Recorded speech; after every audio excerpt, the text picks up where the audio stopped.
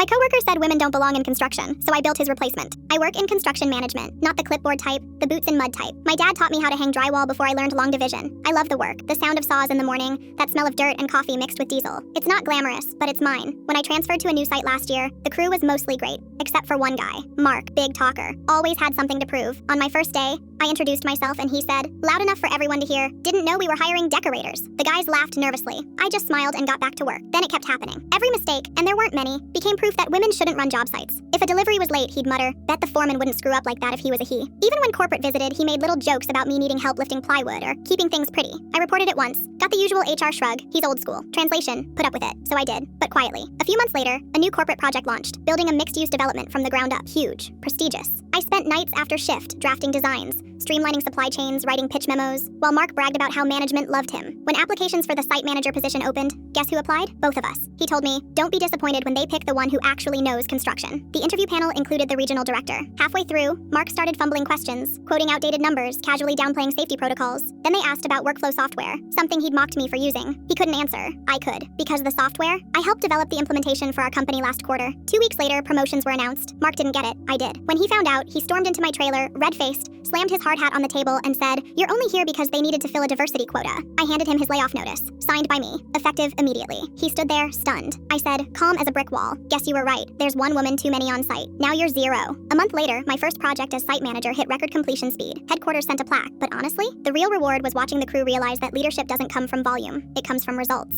Sometimes I still pass guys like Mark at trade expos, the ones who roll their eyes when I walk by. I don't bother arguing anymore. I just shake their hands and thank them for the motivation. Because every time someone like him told me I didn't belong, I built something that proved I did.